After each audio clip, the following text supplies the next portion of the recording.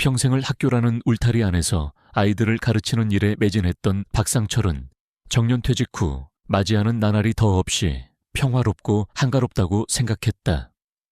62세. 이제는 무거운 책임감도, 아침 일찍 일어나 출근해야 하는 부담감도 없었다. 아침이면 늦지막이 일어나 아내 오미숙이 차려주는 따뜻한 밥상을 받고, 낮에는 서예 학원에 다니거나 동네 노인정에서 오랜 친구들과 바둑을 두며 소일했다. 저녁이면 아내와 함께 텔레비전 드라마를 보거나, 가끔은 다 큰 자식들 집에 들러 손주들의 재롱을 보는 것이 그의 가장 큰 낙이었다. 그는 아내 미숙과 함께 보낼 황혼의 시간이 이처럼 잔잔하고 평온하게 흘러갈 것이라고 믿어 의심치 않았다. 적어도 그날 저녁 아내의 입에서 그 충격적인 말이 나오기 전까지는 말이다. 결혼한 지 40년. 강산이 4번이나 바뀔 만큼 긴 세월이었다. 그동안 박상철은 한 가정의 가장으로서, 그리고 남편으로서 자신의 역할에 최선을 다했다고 자부했다. 젊은 시절에는 밤낮 없이 일하며 돈을 벌었고, 아이들 교육 문제에도 소홀하지 않으려 애썼다. 물론 무뚝뚝하고 표현에 서툰 경상도 남자 특유의 성격 탓에 아내에게 살가운 말을 건네거나 로맨틱한 이벤트를 해준 적은 거의 없었다. 하지만 그는 마음속 깊이 아내를 아끼고 의지하고 있었다. 그녀는 자신에게 집이자 안식처이자 평생을 함께할 동반자였다. 이제 퇴직도 했으니 그동안 미뤄왔던 아내와의 여행도 다니고 함께 건강을 챙기며 오붓한 노년을 보내리라 생각하고 있었다. 그날 저녁도 여느 때와 다름없는 평범한 저녁이었다. 상철은 아내 미숙과 함께 거실 소파에 앉아 저녁 뉴스를 보고 있었다.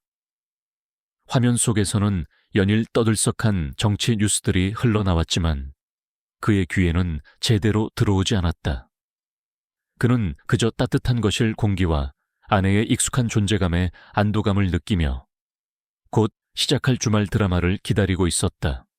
여보, 뉴스가 끝나고 잠시 정적이 흐르던 순간 미숙이 낮은 목소리로 그를 불렀다. 그녀의 목소리는 평소와 달리 어딘지 모르게 차갑고 건조하게 느껴졌다.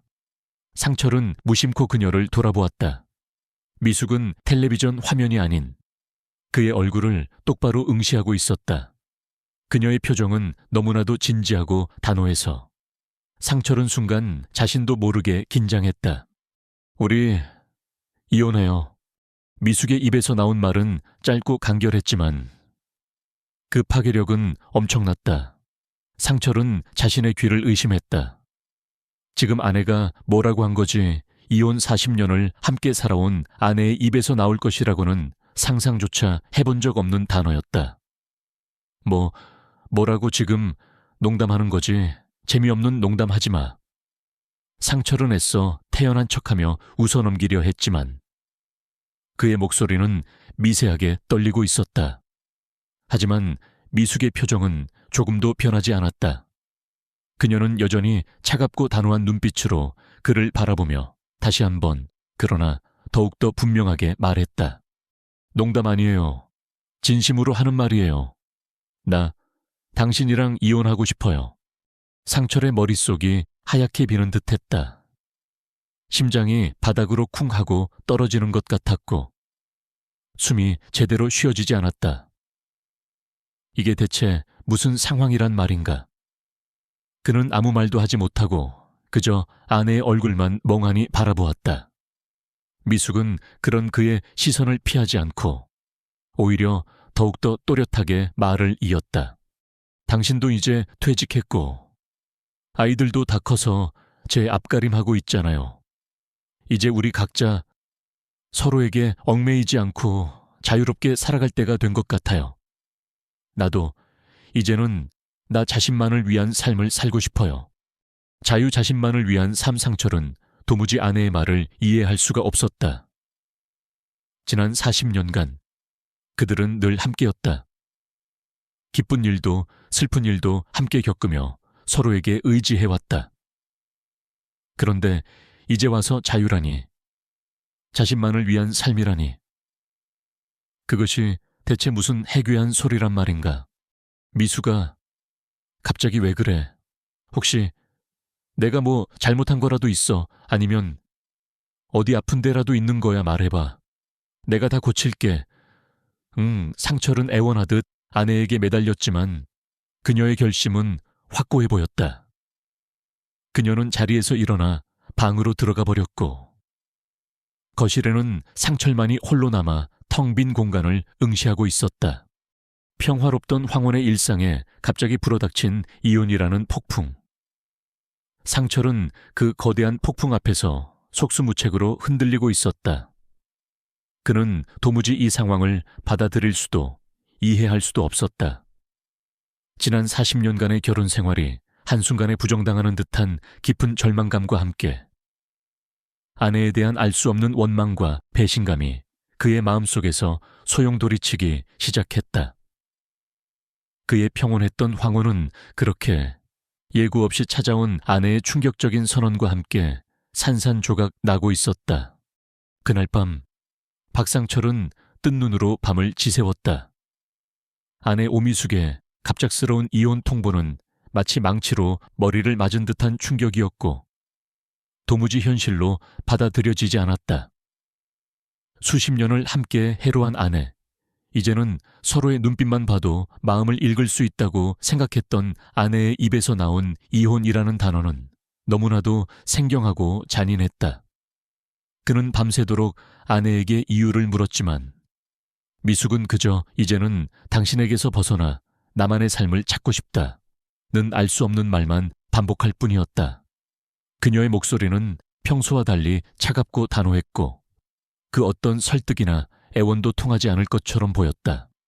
다음 날 아침 상철은 뜬 눈으로 밤을 사운 탓에 머리가 지끈거렸지만 이대로 포기할 수는 없었다. 그는 아침 식사를 하는 미숙에게 다시 한번 진지하게 대화를 시도했다. 미숙아, 어젯밤 당신이 한 말 혹시 진심이 아니었던 거지? 내가 뭘 잘못했는지 아니면 우리가 그동안 서로에게 소홀했던 부분이 있었는지 말해줘. 내가 다 고칠게. 응, 하지만 미숙의 대답은 여전히 냉담했다. 잘못한 거 없어요. 그리고 이제 와서 뭘 고친다고 달라질 것도 없고요. 난 이미 결심했어요. 당신도 이제 그만 내 뜻을 받아줬으면 좋겠어요. 그녀는 마치 오래전부터 이별을 준비해온 사람처럼 조금의 망설임도 없이 자신의 입장을 분명히 했다. 상철은 절망감을 느꼈다. 아내의 마음이 이미 돌아섰다는 것을 직감했지만 이대로 물러설 수는 없었다. 그에게는 아직 마지막 희망이 남아있었다. 바로 자식들이었다. 아들 지원과 딸 수진이라면 엄마를 설득해서 이 어처구니 없는 상황을 되돌릴 수 있을지도 모른다고 생각했다. 그는 즉시 아이들에게 전화를 걸어 자초지종을 설명하고 도움을 요청했다. 하지만 아이들의 반응은 그의 예상과는 전혀 달랐다. 오히려 그들은 한 목소리로 어머니 미숙의 편을 들며 아버지에게 이혼을 받아들이라고 종용했다. 아버지, 저희도 엄마 마음 이해해요. 엄마도 이제 당신 뒷바라지에서 벗어나 당신만의 인생을 살 권리가 있잖아요. 평생을 저희와 아버지를 위해 희생하셨는데 이제라도 엄마가 원하는 삶을 살 수 있도록 놓아주세요. 아들 지원의 말은 마치 비수처럼 상철의 가슴에 꽂혔다. 딸 수진 역시 마찬가지였다. 아빠, 저희도 엄마가 행복해지시길 바라요. 그리고 솔직히 두 분이 함께 있는 모습, 요즘 들어 별로 행복해 보이지 않았어요. 이제 그만 각자의 길을 가시는 게 서로에게 더 좋을 것 같아요. 상철은 아이들의 말에 하늘이 무너지는 듯한 충격을 받았다. 어떻게 자식들마저 이럴 수가 있단 말인가. 그는 평생을 가족들을 위해 헌신해왔다고 생각했다. 아이들을 번듯하게 키워냈고 가정을 경제적으로 안정시키기 위해 밤낮 없이 일했다. 그런데 이제 와서 돌아오는 것이 고작 이것이란 말인가. 아내의 갑작스러운 이혼 통보도 모자라 자식들마저 등을 돌리고 자신을 비난하다니. 그는 참을 수 없는 배신감과 함께 깊은 고독감에 휩싸였다. 이 넓은 세상에 자신은 철저히 혼자라는 생각. 평생을 바쳐 일궈온 가정이 한순간에 모래성처럼 무너져 내리고 있다는 절망감이 그를 짓눌렀다. 그는 지난 결혼 생활을 되돌아보았다. 정말 자신이 무엇을 잘못했던 것일까? 아내에게, 그리고 아이들에게 어떤 상처를 주었던 것일까? 그는 기억을 더듬어 보았지만 특별히 떠오르는 잘못은 없었다. 물론 살면서 사소한 다툼이나 오해가 없었던 것은 아니었다. 하지만 그것은 어느 부부나 겪는 일상적인 갈등이었을 뿐. 이혼이라는 극단적인 상황으로 이어질 만큼 심각한 문제는 아니었다고 생각했다. 그는 아내 미숙이 언제부터 변하기 시작했는지를 곰곰이 생각해 보았다. 최근 몇 달간 미숙은 부쩍 외출이 잦아졌고 새로운 사람들과 어울리는 것을 즐기는 듯했다. 가끔은 알 수 없는 내용의 책을 읽거나 명상이나 요가 같은 것에 심취해 있는 모습을 보이기도 했다. 하지만 상철은 그저 아내가 퇴직 후 새로운 취미를 찾으려는 것이려니 대수롭지 않게 넘겼었다. 그것이 이런 엄청난 결과를 초래할 줄은 꿈에도 상상하지 못했던 것이다. 상철은 다시 한번 미숙과 아이들에게 대화를 시도했지만 그들의 태도는 요지부동이었다. 그들은 마치 약속이라도 한 듯 상철의 어떤 설득에도 귀를 기울이려 하지 않았고 오직 이혼만을 강요할 뿐이었다. 그들 사이에는 마치 보이지 않는 거대한 벽이 가로막고 있는 듯했다. 상철은 그 벽 앞에서 속수무책으로 좌절감을 느껴야 했다. 며칠 뒤 미숙은 자신의 짐을 챙겨 집을 나가겠다고 선언했다. 그녀는 이미 근처에 작은 오피스텔을 얻어놓았다고 했다. 상철은 아무 말도 하지 못하고 그저 망연자실하게 아내가 짐을 싸는 모습을 지켜볼 수밖에 없었다. 지난 40년간의 추억이 담긴 물건들이 하나둘씩 가방에 담길 때마다 그의 가슴 한구석도 함께 무너져 내리는 듯했다. 아내가 떠나고 텅 빈 집안에 홀로 남겨진 상철은 깊은 고독감과 절망감에 휩싸였다.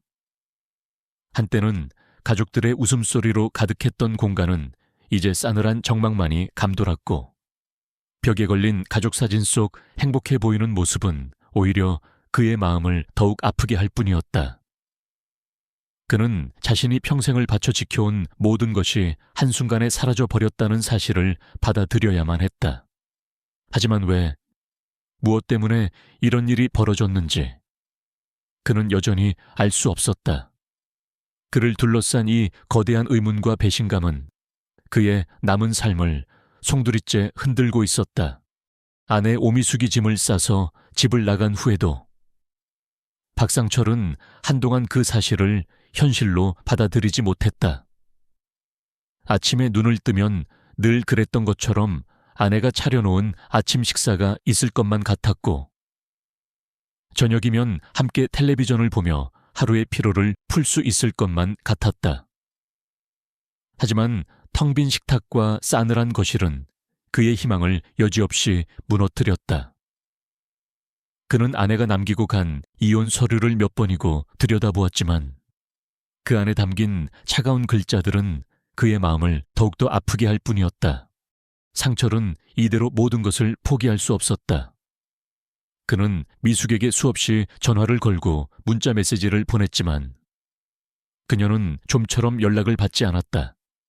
간혹 통화가 연결되어도 그녀의 목소리는 예전의 따뜻함은 온데간데 없이 차갑고 사무적이었다. 여보, 제발 다시 한번 생각해줘. 우리가 함께한 세월이 얼만데 이렇게 하루아침에 끝낼 수는 없잖아. 내가 뭘 잘못했는지 말해주면 내가 다 고칠게. 응, 상철의 애원에도 미숙의 대답은 한결같았다. 이미 끝난 일이에요. 더 이상 할 말 없어요. 그리고 제발 더는 나를 찾지 말아주세요. 나도 이제 당신에게서 벗어나 내 인생을 살고 싶으니까. 그녀는 마치 상철과의 모든 관계를 끊어내려는 듯 그 어떤 대화의 여지도 남기지 않았다. 그녀의 목소리에서는 어떤 슬픔이나 미련도 느껴지지 않았다. 오직 단호함과 어떤 해방감 같은 것만이 묻어나올 뿐이었다. 자식들에게도 다시 한번 도움을 청해보았지만 상황은 마찬가지였다. 아들 지원은 아버지, 이제 그만 엄마를 놓아주세요. 그게 엄마를 위한 길이고 어쩌면 아버지를 위한 길이기도 해요. 라며 오히려 아버지를 설득하려 했고 딸 수진 역시 엄마가 그렇게까지 원하시는데 저희도 어쩔 수 없어요. 아빠도 이제 엄마 없는 삶에 익숙해지셔야죠. 라며 냉담한 반응을 보일 뿐이었다. 그들은 마치 약속이라도 한 듯 어머니의 결정에 전적으로 동의하고 있었고 아버지의 고통에는 조금도 공감하지 못하는 듯했다. 상철은 절망했다. 아내뿐만 아니라 자식들마저 자신에게 등을 돌린 이 상황에서 그는 마치 망망대해에 홀로 남겨진 조각배처럼 외롭고 위태로웠다. 그는 평생을 가족을 위해 헌신했다고 생각했는데 그 결과가 고작 이것이란 말인가. 그는 자신의 삶 전체가 부정당하는 듯한 깊은 무력감에 휩싸였다. 혹시나 하는 마음에 오랜 친구나 친척들에게 이 사실을 털어놓고 조언을 구하기도 했다. 친구들은 그의 갑작스러운 이혼 소식에 놀라움을 금치 못하며 함께 안타까워했지만 정작 미숙이나 아이들을 설득하는 데는 아무런 도움도 되지 못했다.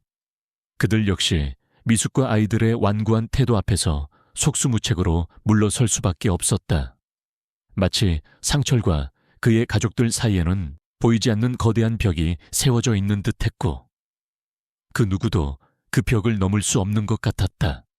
그러던 중 상철은 아내 미숙의 최근 행동들에서 몇 가지 이상한 점들을 발견하기 시작했다. 그녀는 예전에는 전혀 관심도 없던 명상이나 요가 같은 것에 갑자기 심취하기 시작했고 주말이면 알 수 없는 사람들과 함께 마음 수련 모임이라는 곳에 참석하곤 했다. 그녀의 말투나 생각도 예전과는 많이 달라져 있었다. 그녀는 자주 모든 것은 마음에 달려 있다. 과거의 인연에 얽매이지 않고 진정한 자아를 찾아야 한다. 물질적인 것에서 벗어나 영적인 행복을 추구해야 한다는 식의. 상철로서는 도무지 이해하기 어려운 말들을 하곤 했다. 그녀가 읽는 책들도 예전과는 달랐다. 예전에는 소설이나 수필 같은 문학 서적을 즐겨 읽던 그녀가 이제는 온통 깨달음, 해탈, 영혼의 정화와 같은 단어들이 난무하는 종교 서적이나 심령술 관련 서적들만 읽고 있었다. 그녀의 방에서는 이상한 향 냄새가 나기도 했고 가끔은 알아들을 수 없는 주문 같은 것을 외우는 소리가 들리기도 했다. 상철은 아내가 어떤 이상한 종교나 단체에 빠진 것은 아닌지 의심하기 시작했다. 그리고 자식들 역시 그런 어머니의 영향을 받은 것은 아닌지 걱정스러웠다. 그는 미숙에게 직접적으로 물어보기도 했지만 그녀는 당신은 이해 못할 거예요. 이건 나 자신을 찾아가는 과정일 뿐이니까 라며 더 이상의 대화를 거부할 뿐이었다. 상철의 마음속에는 점점 더 큰 불안감과 함께 이 모든 상황의 배후에 있는 어떤 미지의 존재에 대한 분노가 쌓여가기 시작했다. 그는 더 이상 아내의 변심이나 자식들의 외면만을 탓할 것이 아니라 이 모든 것을 조종하고 있는 보이지 않는 손의 정체를 밝혀내야 한다고 생각했다. 그의 싸움은 이제 새로운 국면으로 접어들고 있었다. 그것은 단순한 가정 불화를 넘어선 어떤 거대한 미혹으로부터 자신의 가족을 구해내야 하는 처절한 사투의 시작이었다. 그는 결코 이대로 물러서지 않으리라 다짐했다. 설령 그 끝에 기다리는 것이 더 큰 절망일지라도 박상철은 아내 오미숙과 자식들이 쌓아 올린 견고한 벽 앞에서 깊은 무력감을 느꼈지만 이대로 모든 것을 포기할 수는 없었다. 그들의 갑작스러운 변화 뒤에는 분명 자신이 알지 못하는 어떤 이유가 숨겨져 있을 것이라고 확신했다.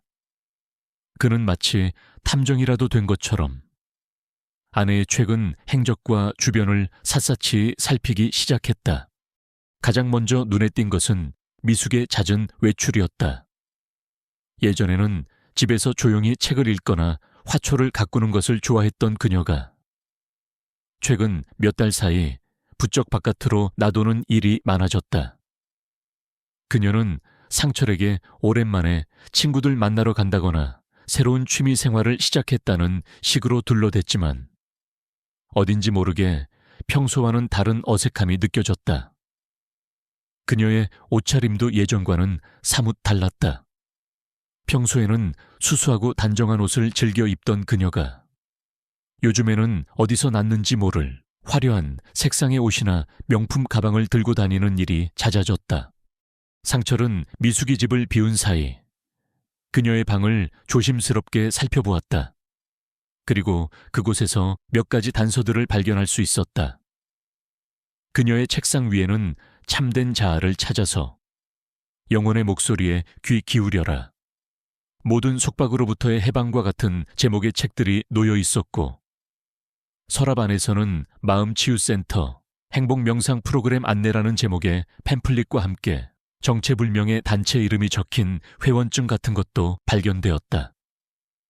팸플릿에는 현대인의 스트레스 해소, 내면의 평화 되찾기, 긍정적인 에너지 충전과 같은 그럴듯한 문구들이 적혀 있었지만 어딘지 모르게 사이비 종교단체의 홍보물 같은 느낌을 지울 수 없었다.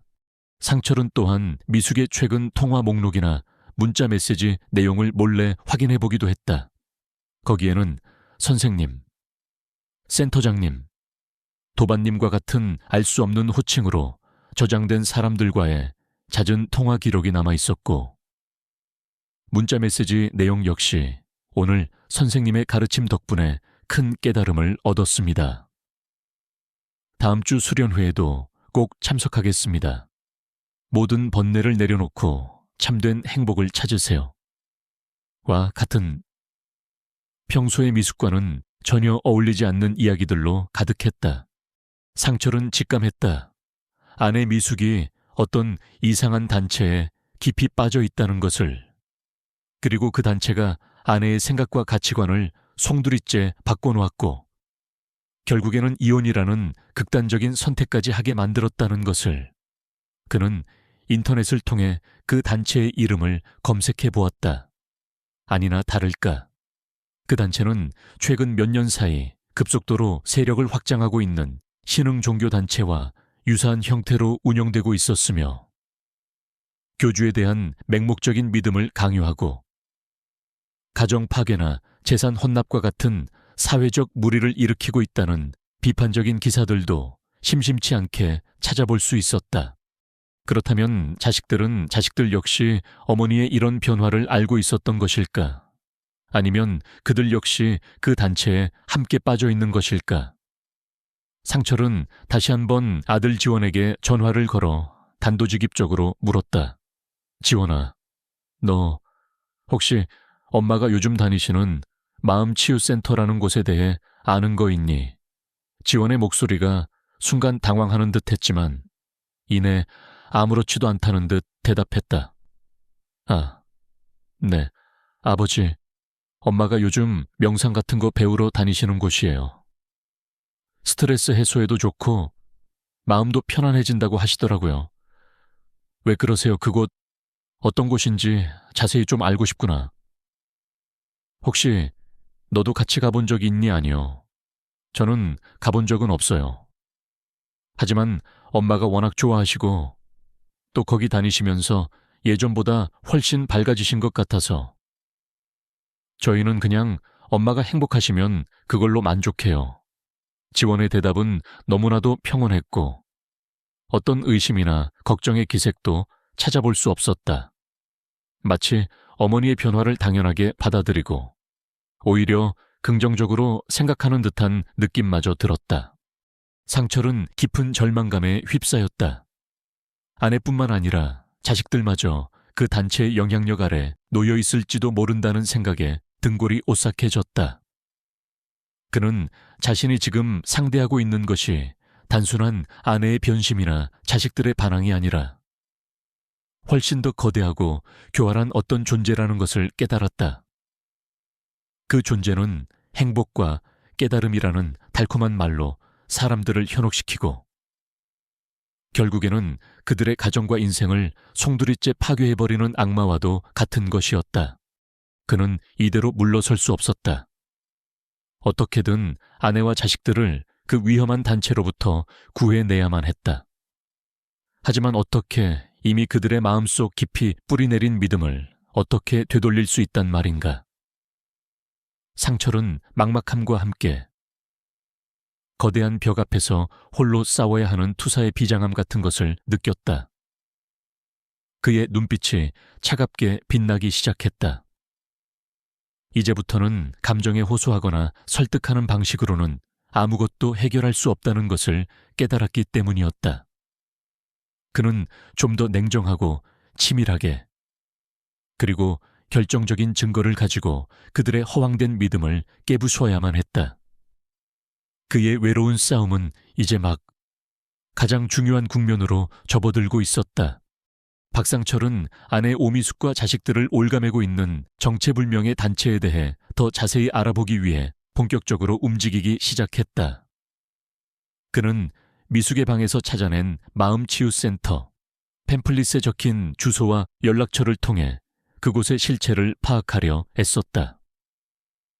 인터넷 검색만으로는 알 수 없는 보다 깊숙한 정보가 필요했다. 그는 며칠 동안 센터 주변을 맴돌며 오가는 사람들을 관찰하기도 하고 우연을 가장하여 센터 내부로 들어가 보려는 시도도 했지만 경계가 삼엄한 탓인지 쉽지 않았다. 그러던 중 그는 우연히 그 센터에서 일하다 그만둔 전직 직원과 연락이 닿게 되었다. 익명을 요구한 그 직원은 상철에게 센터의 충격적인 실체에 대해 털어놓았다. 그곳은 단순한 명상이나 마음 수련을 하는 곳이 아니었다. 교주를 중심으로 한 사입이 종교단체와 유사한 형태로 운영되고 있었으며 신도들에게 고액의 기부금을 요구하고 심지어는 가정 해체나 재산 헌납을 종용하는 일도 서슴지 않는다는 것이었다. 교주는 자신을 깨달음을 얻은 영적 지도자라고 칭하며 신도들에게 모든 세속적인 관계와 물질적인 욕망으로부터 벗어나야만 진정한 행복과 해탈에 이를 수 있다는 식의 교리를 주입하고 있었다.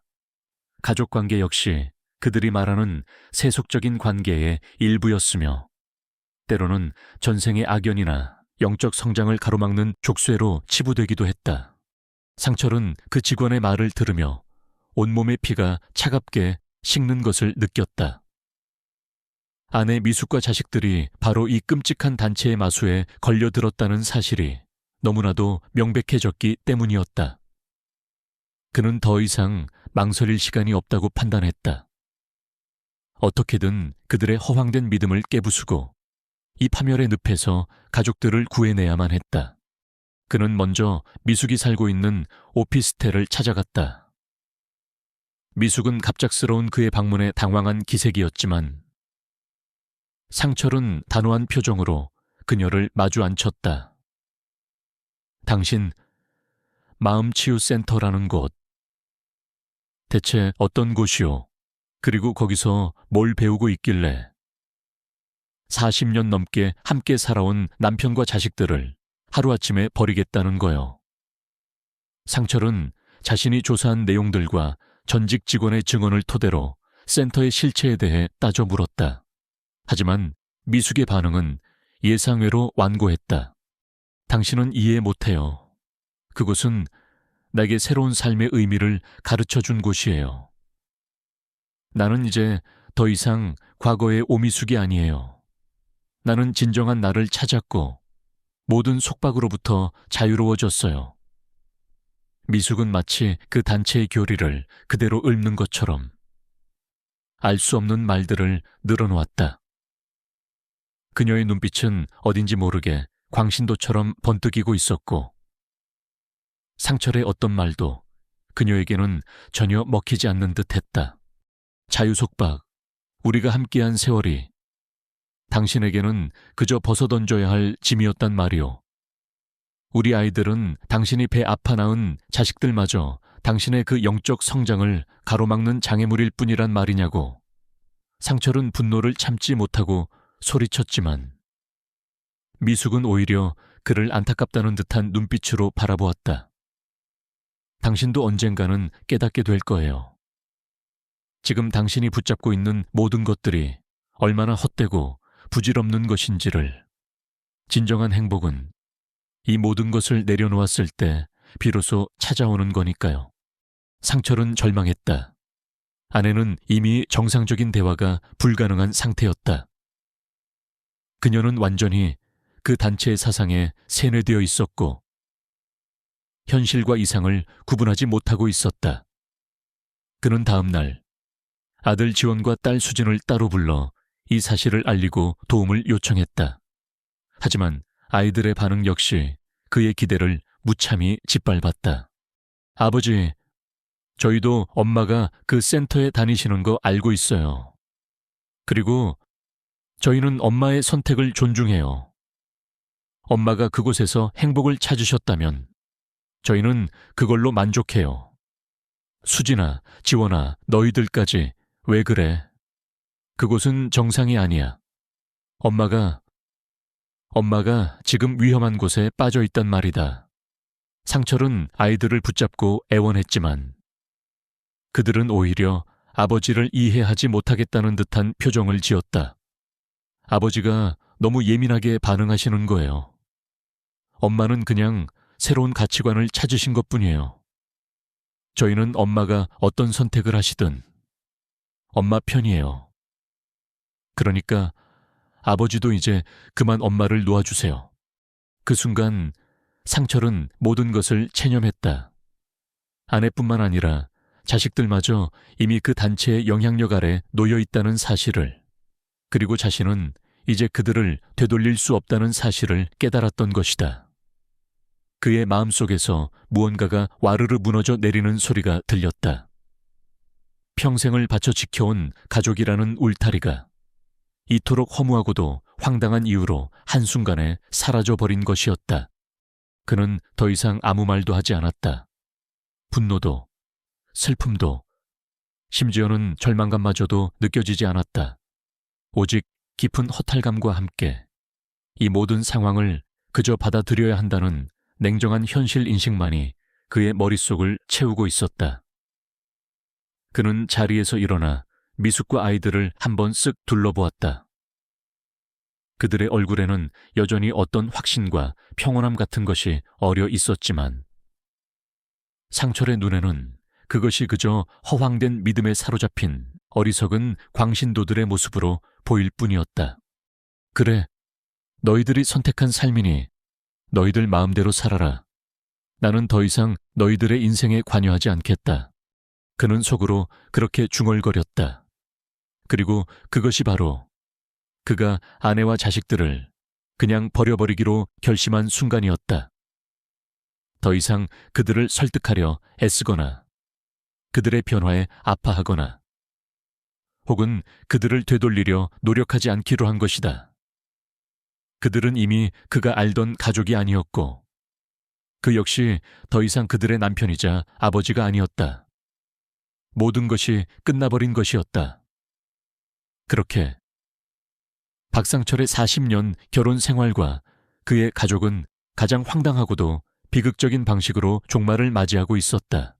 아내 오미숙과 자식들마저 정체불명의 단체에 깊이 빠져 있다는 사실을 확인한 박상철은 깊은 절망감과 함께 이루 말할 수 없는 허탈감에 휩싸였다. 지난 40년간 자신이 쌓아 올린 모든 것이 한순간에 물거품처럼 사라져버린 듯 했다. 그는 자신이 평생을 바쳐 지켜온 가정이 이제는 더 이상 자신이 알던 그 모습이 아니라는 것을 뼈저리게 깨달았다. 아내는 더 이상 자신의 따뜻한 동반자가 아니었고, 자식들 역시 자신을 존경하고 따르던 그 시절의 아이들이 아니었다. 그들은 모두 참된 자아, 영적 성장이라는 허울 좋은 구호 아래 현실을 외면하고 맹목적인 믿음에 사로잡힌 또 다른 존재가 되어버린 것이었다. 상철은 며칠 밤낮을 괴로움 속에서 보냈다. 술로 밤을 지새우기도 하고 텅 빈 집안을 하염없이 서성이기도 했다. 그의 머릿속에서는 수만 가지 생각들이 교차했다. 이대로 모든 것을 포기해야 하는 것일까? 아니면 마지막까지 그들을 설득하고 되돌리려 노력해야 하는 것일까? 하지만 이미 여러 차례의 시도에서 확인했듯이 그들은 더 이상 상철의 말을 들으려 하지 않았다. 그들의 귀에는 오직 그 단체의 선생님이라는 자의 가르침만이 진리처럼 들릴 뿐이었다. 그는 마지막으로 한 번만 더 아내 미숙을 만나 진심으로 대화를 나눠보기로 결심했다. 그는 미숙이 머물고 있는 오피스텔을 찾아갔다. 초인종을 누르자 잠시 후 미숙이 문을 열고 나왔다. 그녀의 얼굴은 예전보다 수척해 보였지만 눈빛만은 여전히 어떤 확신에 차 있는 듯했다. 무슨 일로 또 찾아왔어요? 난 이미 당신에게 할 말 다 했는데. 미숙의 목소리는 여전히 차가웠다. 미숙아, 제발 다시 한번 생각해 줘. 우리가 함께한 세월이 얼만데 어떻게 이런 황당한 이유로 헤어질 수가 있단 말이야. 당신이 말하는 그 참된 자아라는 게 대체 뭔데 그게 가족보다, 우리가 함께 쌓아온 추억보다 더 소중한 거냐고. 상철은 애원하듯 그녀에게 매달렸지만 미숙은 냉정하게 고개를 저었다. 당신은 아직도 이해를 못하는군요. 이건 당신이나 내가 좋고 싫고의 문제가 아니에요. 이건 나의 영혼이 원하는 길이고 내가 가야만 하는 길이에요. 당신이나 아이들은 그저 내 과거의 인연일 뿐 더 이상 내 삶의 중심이 될 수 없어요. 나를 진정으로 위한다면 이제 그만 나를 놓아주세요. 그녀의 입에서 나온 말들은 상철의 가슴을 갈기갈기 찢어놓았다. 과거의 인연이라니, 40년을 함께 해로한 부부의 연이 고작 그런 하찮은 것으로 치부될 수 있단 말인가. 그는 더 이상 그녀를 설득할 수 없다는 것을, 그리고 그녀는 이미 자신이 알던 그 사람이 아니라는 것을 절감했다.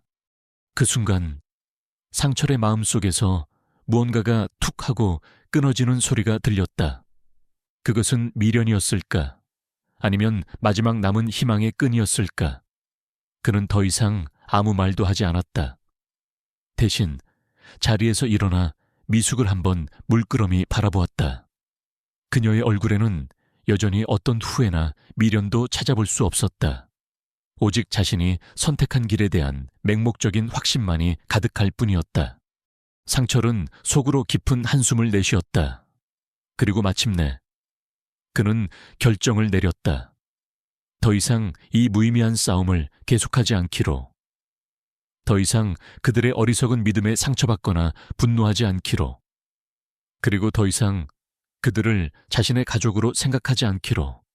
그는 미숙에게 아무런 말도 없이 돌아섰다. 그의 발걸음은 무거웠지만 이상하게도 마음 한구석에서는 어떤 해방감 같은 것이 느껴졌다. 그것은 마치 오랫동안 자신을 짓눌러 왔던 무거운 짐을 내려놓은 듯한 쓰디쓴 자유의 맛이었다.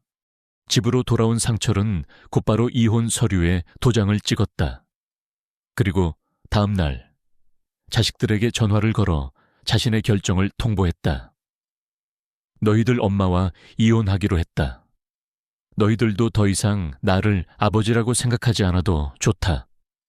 각자 원하는 대로, 너희들이 믿는 대로 살아가거라. 나는 이제 너희들의 인생에 더 이상 관여하지 않겠다. 그의 목소리는 담담했지만 그 안에는 깊은 슬픔과 함께 어떤 단호한 결의가 담겨 있었다. 아이들은 아버지의 갑작스러운 통보에 잠시 당황하는 듯했지만 이내 아버지의 결정을 존중한다는 말과 함께 전화를 끊었다. 그들에게도 더 이상 상철은 아버지가 아닌 어머니의 영적 성장을 가로막는 과거의 인연일 뿐인 것처럼 보였다. 그렇게 박상철은 자신의 손으로 40년 결혼 생활과 가족이라는 울타리에 종지부를 찍었다.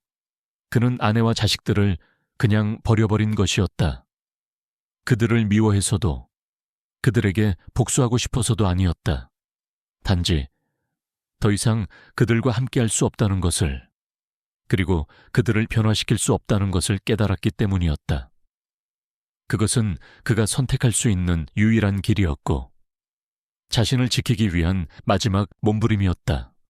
며칠 뒤 상철은 살던 집을 처분하고 작은 시골 마을로 이사를 갔다. 그곳에는 그를 아는 사람도, 그의 과거를 묻는 사람도 없었다. 그는 조용히 텃밭을 가꾸고 낚시를 하며 소일했다. 가끔씩 밀려오는 깊은 외로움과 허무함에 가슴이 시리기도 했지만 그는 애써 그 감정들을 외면하려 하지 않았다. 그것 또한 자신이 선택한 삶의 일부였으니까 그는 더 이상 아내와 자식들의 소식을 궁금해하지 않았다. 그들이 그토록 원했던 참된 행복을 찾았는지 아니면 여전히 허황된 믿음 속에서 방황하고 있는지 알 수 없었지만 이제 그것은 더 이상 그의 관심사가 아니었다. 그는 그저 자신의 남은 삶을 조용하고 평화롭게 그리고 무엇보다 자기 자신을 위해 살아가기로 결심했다. 비록 그 시작은 쓰디쓴 상실감과 함께였지만 어쩌면 이것이 그에게 주어진 또 다른 기회일지도 모른다고 그는 그렇게 생각하려 애썼다. 황혼역해 외로운 들판에 홀로 선 나무처럼 그는 그렇게 새로운 삶을 시작하고 있었다. 법적인 이혼 절차는 생각보다 싱겁게 마무리되었다.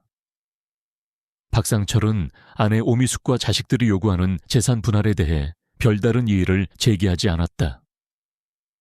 그는 그저 이 지긋지긋한 관계를 하루빨리 끝내고 싶었을 뿐, 더 이상 그들과 어떤 것도 엮이고 싶지 않았다.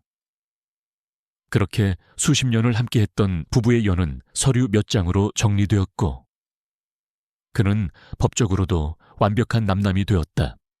상철은 자신이 평생을 바쳐 일궈온 도시의 아파트를 처분하고 아무런 연고도 없는 작은 시골 마을로 내려왔다.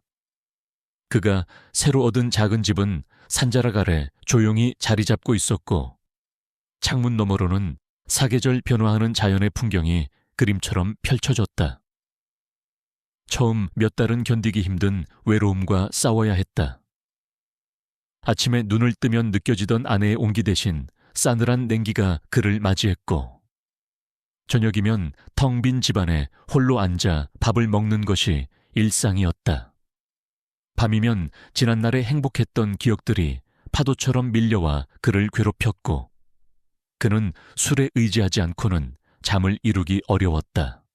하지만 시간은 모든 상처를 치유하는 묘약이라고 했던가. 상철은 조금씩 새로운 환경에 적응해 나가기 시작했다. 그는 아침 일찍 일어나 뒷산으로 산책을 나섰고 낮에는 작은 텃밭을 가꾸며 소일했다. 처음에는 어설펐던 밭일도 이웃 노인들의 도움을 받아가며 조금씩 익숙해졌고 자신이 직접 키운 채소로 차린 소박한 밥상은 그에게 작은 기쁨을 안겨주었다. 그는 또한 잊고 지냈던 취미였던 낚시를 다시 시작했고 주말이면 근처 저수지에서 낚싯대를 들이우며 마음의 평화를 찾으려 애썼다. 마을 사람들과도 조금씩 교류하기 시작했다.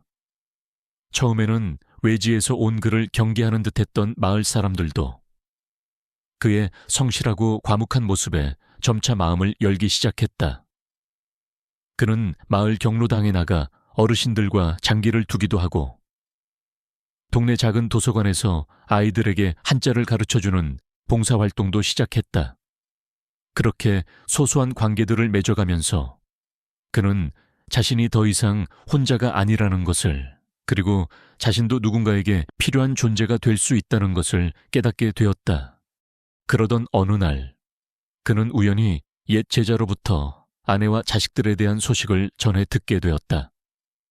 그가 떠나온 후 아내 미숙은 자신이 그토록 심취했던 마음치유센터의 교주에게 전 재산을 헌납하고 그곳에서 허드레시를 하며 지내고 있다는 것이었다. 교주는 그녀에게 모든 것을 비워야만 진정한 깨달음을 얻을 수 있다고 세뇌했고 그녀는 그 말을 철석같이 믿고 따랐다고 했다. 자식들 역시 처음에는 어머니의 새로운 삶을 지지했지만 시간이 지나면서 센터의 실체를 깨닫고 어머니를 설득하려 했으나 실패했고 결국에는 어머니와도 등을 돌린 채 각자의 삶을 살아가고 있다고 했다. 그들이 그토록 원했던 참된 행복은 그 어디에도 없었던 것이다. 상철은 그 소식을 듣고 잠시 마음이 아팠지만 더 이상 그들의 삶에 어떤 미련이나 연민도 느끼지 않았다. 그들은 스스로 선택한 길을 갔을 뿐이었고 그 결과 또한 스스로 감당해야 할 몫이었다.